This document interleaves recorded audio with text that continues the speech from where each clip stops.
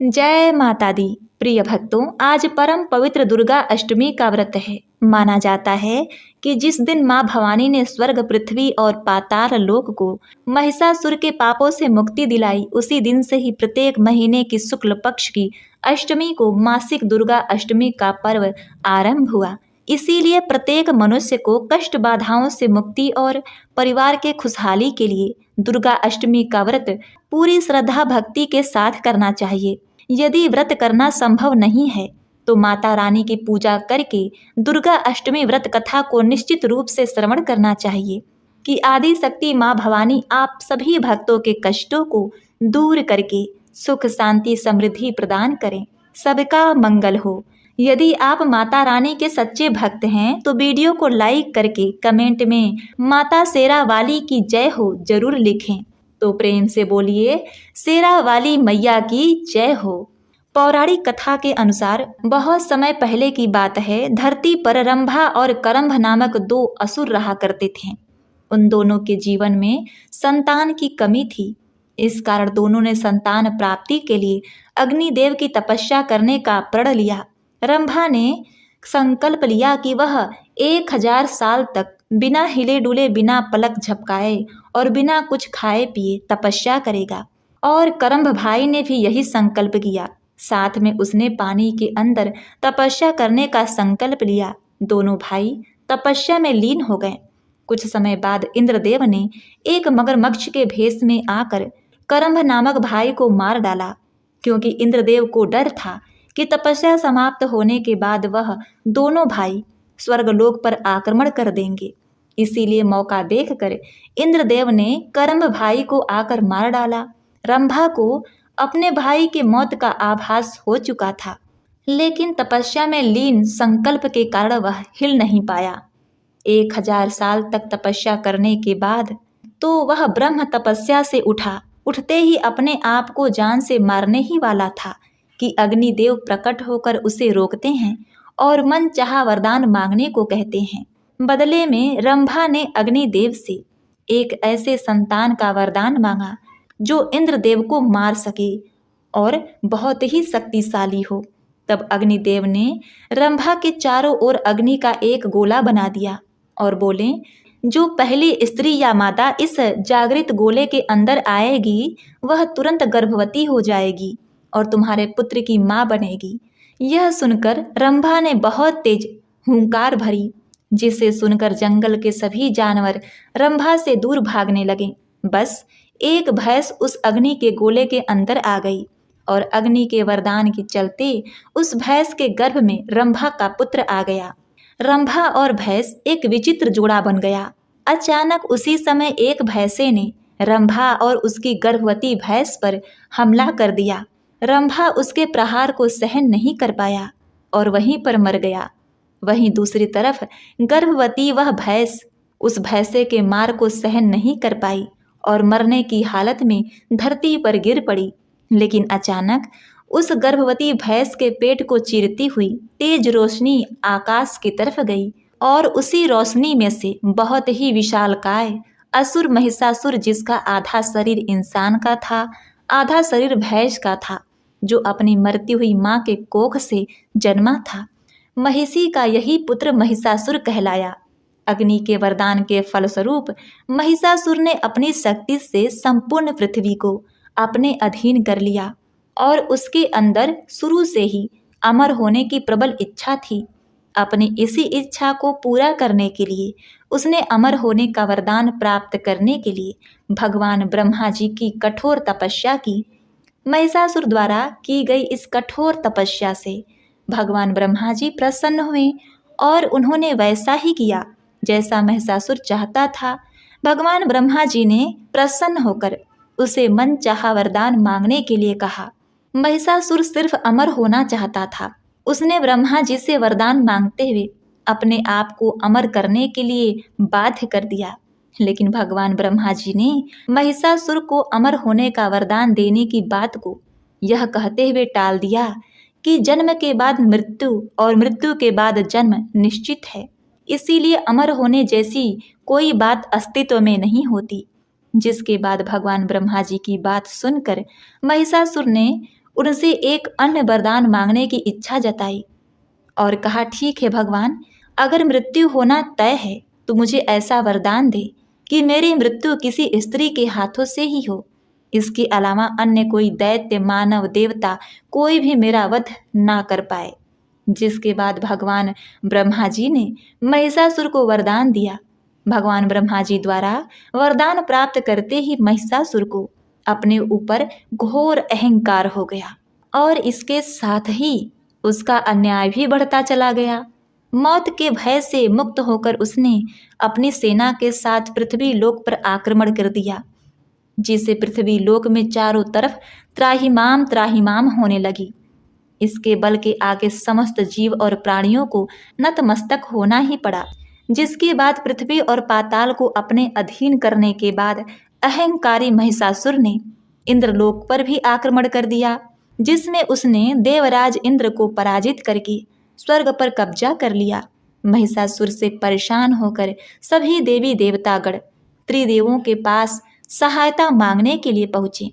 इस पर भगवान श्री विष्णु जी ने उसके अंत के लिए एक देवी शक्ति के निर्माण की सलाह दी, जिसके बाद सभी देवताओं ने मिलकर देवी शक्ति को सहायता के लिए पुकारा और इस पुकार को सुनकर सभी देवता के शरीर में से निकली तेज ने एक अत्यंत ही सुंदर स्त्री का निर्माण किया। उसी तेज से निकली माँ आदि शक्ति, जिनके रूप और तेज से सभी देवता भी आश्चर्यचकित हो गए। त्रिदेव की मदद से निर्मित हुई देवी दुर्गा को भगवान ने सवारी के लिए सिंह दिया। इसी प्रकार वहां मौजूद सभी देवताओं ने भी माँ को अपने अपने एक अस्त्र शस्त्र सौंपे और इस तरह स्वर्ग में देवी दुर्गा को इस समस्या हेतु तैयार किया गया। इस प्रकार देवी आदि शक्ति भवानी दुर्गा रूप में महिषासुर का वध करने के लिए उद्धृत हो गई। देवी का अत्यंत सुंदर रूप देखकर महिषासुर उसके प्रति आकर्षित होने लगा और उसने अपने आप एक दूत के जरिए देवी के पास विवाह का प्रस्ताव भेजा। अहंकारी महिषासुर के इस हरकत से देवी भगवती को अत्यंत ही क्रोध हुआ, जिसके बाद देवी ने महिषासुर को युद्ध के लिए ललकारा। दुर्गा से युद्ध की ललकार सुनकर भगवान ब्रह्मा जी से मिले वरदान के अहंकार में अंधा महिषासुर उनसे युद्ध करने के लिए तैयार भी हो गया। इस युद्ध में एक एक करके महिषासुर की संपूर्ण सेना माँ दुर्गा के द्वारा सर्वनाश कर दिया गया। इस दौरान यह भी माना जाता है कि यह युद्ध पूरे 9 दिनों तक चला, जिसके दौरान असुरों के सम्राट महिषासुर ने विभिन्न रूप धारण करके देवी को कई बार पराजित करने की कोशिश की, लेकिन सभी कोशिश आखिरकार नाकाम हो गई। देवी भगवती ने अपने चक्र से इस युद्ध में महिषासुर के सिर को काटते हुए उसका वध कर दिया। अंत में इस तरह देवी भगवती के हाथों महिषासुर की मृत्यु संभव हो पाई। माना जाता है जिस दिन माँ भगवती ने स्वर्ग लोक, पृथ्वी लोक, पाताल लोक को महिषासुर के पापों से मुक्ति दिलाई, उसी दिन से ही हर महीने के शुक्ल पक्ष की मासिक दुर्गा अष्टमी का पर्व आरंभ हुआ। इसीलिए हर महीने की शुक्ल पक्ष को मासिक दुर्गा अष्टमी का व्रत पूरी श्रद्धा भक्ति भाव से माँ दुर्गा का पूजन विधि विधान से किया जाता है। तो बोलिए श्री अम्बे मात की जय हो। जय माता दी। हे माता दी, इस कथा को श्रवण करने वाले आप अपने सभी भक्तजनों का कल्याण करना। प्रिय भक्तगणों, अब आइए श्रवण करते हैं माता रानी की अन्य कथा महिमा, जिसे श्रवण करना अक्षय पुण्य फल प्रदान करने के बराबर माना गया है। यह कथा तन मन को शुद्ध करके उच्च गति प्रदान कराने वाली है, तो इसे पूरा अवश्य श्रवण करिएगा। माता रानी की जागरण कथा के अनुसार महाराजा दक्ष की 2 पुत्रियां तारा देवी और रुक्कम भगवती दुर्गा देवी की भक्ति में अटूट विश्वास रखती थीं। दोनों बहनें नियम पूर्वक एकादशी का व्रत किया करती थीं और माता रानी के जागरण में एक साथ दोनों भजन कीर्तन सुना करती थीं। एकादशी के दिन एक बार भूल से छोटी बहन रुक्कम ने मांस खा लिया। जब तारा देवी को पता लगा तो उन्हें रुक्कम पर बड़ा क्रोध आया और वह बोली कि तू तो मेरी बहन है, परंतु मनुष्य देह पाकर भी तूने नीच योनि के प्राणी जैसे कर्म किए हैं। एकादशी के दिन मनुष्य चावल तक नहीं खाता और तूने मांस खा लिया, इसीलिए तू छिपकली बनने योग्य है। मैं तुझे श्राप देती हूँ कि तू कीड़े मकोड़े खाने वाली छिपकली बन जा। बड़ी बहन के मुख से निकले शब्दों को रुक्कम ने स्वीकार किया और साथ ही प्रायश्चित का उपाय पूछा। तारा ने कहा, त्याग और परोपकार से सब पाप छूट जाते हैं। अब क्या था, दूसरे जन्म में तारा देवी इंद्रलोक की अप्सरा बनी और छोटी बहन रुक्कम छिपकली की योनि में प्रायश्चित का अवसर ढूंढने लगी। द्वापर युग में जब 5 पांडवों ने अश्वमेघ यज्ञ किया, तब उन्होंने दूत भेजकर दुर्वासा ऋषि सहित 33 कोटि देवी देवताओं को निमंत्रित किया। जब दूत दुर्वासा ऋषि के आंगन में निमंत्रण लेकर गया तो दुर्वासा ऋषि बोले, यदि 33 कोटि देवी देवता उस यज्ञ में भाग लेंगे तो मैं उसमें सम्मिलित नहीं हो सकता। दूत 33 कोटि देवी देवताओं को निमंत्रण देकर वापस पहुंचा और दुर्वासा ऋषि का सारा वृत्तांत पांडवों को सुनाया। जब यज्ञ शुरू हुआ, प्रिय भक्तों, जब यज्ञ शुरू हुआ तो 33 कोटि देवी देवता यज्ञ में भाग लेने आए, पर दुर्वासा ऋषि को यज्ञ में ना देखकर सभी ने पूछा कि ऋषिवर को क्यों नहीं बुलाया।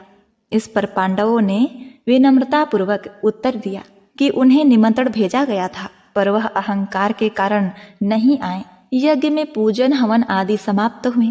तत्पश्चात भोजन के लिए भंडारे की तैयारी होने लगी। दुर्वासा ऋषि ने जब देखा कि पांडवों ने उनकी अपेक्षा कर दी है, तो उन्होंने अत्यंत क्रोध करके पक्षी का रूप धारण करके और अपनी चोंच में एक मरा हुआ सर्प लेकर भंडारे में फेंक दिया, जिसका किसी को पता नहीं चला। वह सिर्फ खीर की कड़ाही में गिरकर छुप गया। एक छिपकली जो पिछले जन्म में तारा देवी की बहन रुक्कम थी तथा बहन के श्राप के कारण इस जन्म में छिपकली बनी है, वह सर्प का भंडारे में गिरना देख रही थी। उसे त्याग और परोपकार की शिक्षा अभी तक याद थी। वह भंडार घर के दीवार पर चिपकी और समय की प्रतीक्षा कर रही थी। कई लोगों के प्राण बचाने हेतु उसने अपने प्राण न्यौछावर करने का मन ही मन संकल्प बना लिया था। जब खीर भंडारे में दी जाने लगी, तब सबकी आंखों के सामने वह छिपकली दीवार से कूदकर खीर की कड़ाही में जा गिरी। सभी लोग छिपकली को भला बुरा कहकर खीर की कड़ाही को खाली करने लगे। तभी उसमें सबने एक मरे हुए सर्प को देखा। जब सबको मालूम हुआ कि छिपकली ने अपने प्राण देकर उन सबके प्राणों की रक्षा की है, इस प्रकार उपस्थित सभी सज्जनों ने, देवताओं ने उस छिपकली के लिए प्रार्थना की। उसे सभी योनियों में उत्तम मनुष्य जन्म प्राप्त हुआ तथा अंत में वह मोक्ष को प्राप्त हो गई। तीसरे जन्म में वह छिपकली राजा सरपरस्त के घर कन्या बनी। दूसरी बहन तारा देवी ने फिर मनुष्य जन्म लेकर तारामती के नाम से अयोध्या के प्रतापी राजा हरिश्चंद्र से विवाह किया। राजा सरपरस्त ने ज्योतिषियों से कन्या की कुंडली दिखाई। ज्योतिषियों ने राजा को बताया कि यह कन्या राजा के लिए हानिकारक सिद्ध होगी, इसीलिए इसे मरवा दीजिए। राजा बोले, कन्या को मारने का पाप बहुत बड़ा है, मैं उस पाप का भागी नहीं बन सकता। तब ज्योतिषियों ने विचार करके राय दी कि हे राजन, आप एक लकड़ी के संदूक में ऊपर से सोना आदि जड़वा कर फिर उस संदूक के भीतर लड़की को बंद करके प्रवाहित कर दीजिए। सोने चांदी से जड़ा हुआ संदूक भी अवश्य ही कोई लालच से पानी से निकाल लेगा और आपकी कन्या को भी पाल लेगा, अतः आपको किसी प्रकार का पाप भी नहीं लगेगा। अब क्या था, ऐसा ही किया गया। नदी में तैरता हुआ संदूक काशी के समीप एक भंगी को दिखाई दिया। भंगी संदूक को नदी से बाहर निकाल लाया। उसने जब संदूक को खोला तो सोने चांदी के अतिरिक्त अत्यंत रूपवान कन्या दिखाई दी। उस भंगी को कोई संतान न थी। तब उसने अपनी पत्नी को वह कन्या लाकर दी तो उसकी पत्नी की प्रसन्नता का ठिकाना न रहा। उसने उसे अपने संतान के समान ही बच्चे को छाती से लगा लिया। भगवती वैष्णो माँ की कृपा से उसके स्तनों से दूध उतर आया। भंगी और उसकी स्त्री ने प्रेम से उस कन्या का नाम रुक्को रख दिया। अब क्या था, जब कन्या बड़ी हुई तो उसका विवाह किया गया। वही रुक्को की सास महाराजा हरिश्चंद्र के घर सफाई का काम किया करती थी। एक दिन वह बीमार पड़ गई तो रुक्को महाराजा हरिश्चंद्र के घर काम करने के लिए चली गई। महाराजा की पत्नी तारामती ने जैसे ही रुक्को को देखा तो वह अपने पूर्व जन्मों के पुण्य से उसे पहचान गई। तब तारामती ने रुक्को से कहा, हे बहन, तुम मेरे यहाँ निकट आकर बैठो। महारानी की बात सुनकर रुक्को बोली, रानी जी, मैं तो नीच जात की भंगी हूँ, भला मैं आपके पास कैसे बैठ सकती हूँ। तब तारामती ने कहा, बहन, पूर्व जन्म में तुम मेरी सगी बहन थी। एकादशी का व्रत खंडित करने के कारण तुम्हें छिपकली की योनि में जाना पड़ा था। जो होना था वह हो चुका है।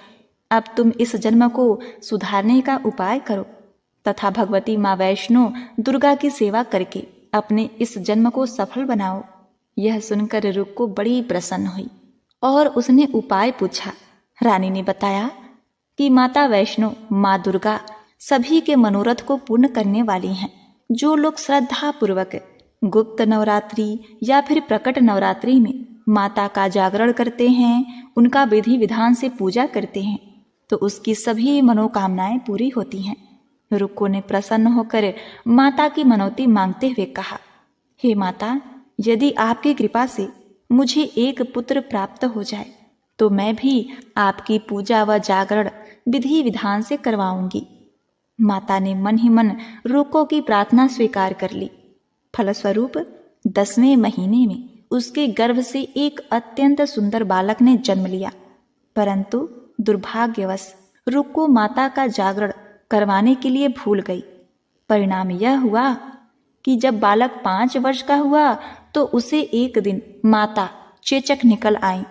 रुक्को दुखी हुई, अपने पूर्व जन्म की बहन तारामती के पास आई और अपने बच्चे की बीमारी का सब वृत्तांत सुनाया। तब तारामती ने कहा, तू जरा ध्यान करके देख कि माँ के पूजन तथा जागरण में कोई भूल तो नहीं हुई।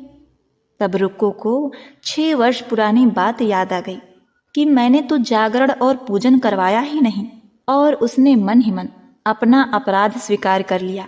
हे माँ, बच्चे को आराम होने पर इस बार अवश्य ही आपका जागरण पूजन करवाऊंगी।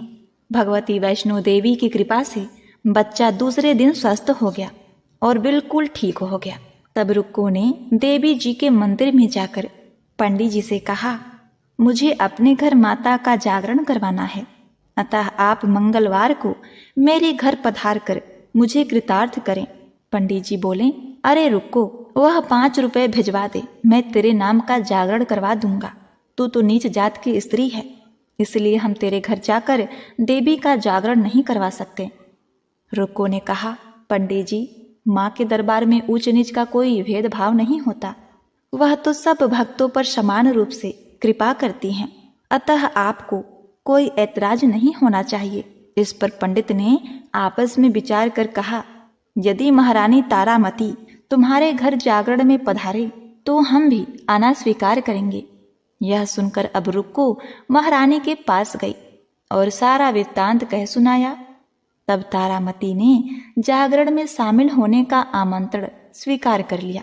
जिस समय रुक्को पंडित से यह बात कहने गई कि तारामती रानी जागरण में आएंगी, उसी समय एक नाई ने यह बात सुन लिया और उसने महाराजा हरिश्चंद्र को जाकर सूचना दे दी। राजा ने नाई की बात को सुनकर कहा, तेरी बात तो झूठ है, महारानी भंगियों के घर जागरण में कभी नहीं जा सकती। फिर भी परीक्षा लेने के लिए राजा ने उस रात अपनी उंगली में थोड़ा सा चीरा निशान लगा लिया, जिससे राजा को नींद न आवे। रानी तारामती ने देखा अब जागरण का समय हो रहा है, परंतु महाराज को नींद नहीं आ रही है, तो उसने माँ वैष्णो देवी से मन ही मन प्रार्थना की, हे माता, आप उपाय करके मेरे महाराज को सुला दें ताकि मैं आपके जागरण में सम्मिलित हो सकूं। तब राजा को नींद आ गई तो रानी तारामती ने रोशनदान से रस्सी बांधकर महल से उतरकर रुक्को के घर जागरण में जा पहुंची। उस समय जल्दी के कारण रानी के हाथ से रेशमी रुमाल तथा पांव का एक पायल रास्ते में ही गिर पड़ा। उधर थोड़ी देर बाद राजा हरिश्चंद्र की नींद खुल गई। तब वह भी रानी का पता लगाने के लिए निकल पड़े। मार्ग में राजा ने पायल और रुमाल देखा तो रास्ते से वो दोनों चीजें उठाकर अपने पास रख लिया और जागरण वाले स्थान पर जा पहुंचे। जहाँ जागरण हो रहा था वहाँ एक कोने में चुपचाप बैठकर सब दृश्य देखने लगे। तो सबने माता की आरती व अरदास की। इसके बाद प्रसाद बांटा गया। रानी तारामती को जब प्रसाद मिला तो उसने झोली में रख लिया। यह देखकर लोगों ने पूछा कि आपने प्रसाद क्यों नहीं खाया? यदि आप प्रसाद नहीं खाएंगी तो कोई भी प्रसाद नहीं खाएगा। रानी मुस्कुराते हुए बोली, तुमने जो प्रसाद दिया वह मैं अपने महाराज के लिए रख ली हूँ। अब मुझे प्रसाद दो। अब की बार प्रसाद लेकर रानी तारा ने खा लिया। इसके बाद भक्तों ने माता का प्रसाद खाया। इस प्रकार जागरण समाप्त करके प्रसाद खाने के पश्चात रानी तारामती महल की ओर चल पड़ी। तब राजा ने आगे बढ़कर कहा, तुमने नीच के घर का खाना खाकर अपना धर्म भ्रष्ट किया है। अब तुझे मैं इस घर में कैसे रखूं? तूने तो कुल की मर्यादा व मेरी प्रतिष्ठा का कोई भी ध्यान नहीं रखा। जो प्रसाद तू अपनी झोली में रख कर मेरे लिए लाई है उसे खिलाकर मुझे भी अपवित्र करना चाहती है। ऐसा कहते हुए जब राजा ने झोली की ओर देखा तब भगवती वैष्णो देवी माँ दुर्गा की कृपा से प्रसाद के स्थान पे चंपा, गुलाब, गेंदा के फूल और कच्चे चावल और सुपारियां दिखाई दी। यह चमत्कार देखकर राजा आश्चर्यचकित रह गया। राजा हरिश्चंद्र तारा को महल में लेकर लौट आए।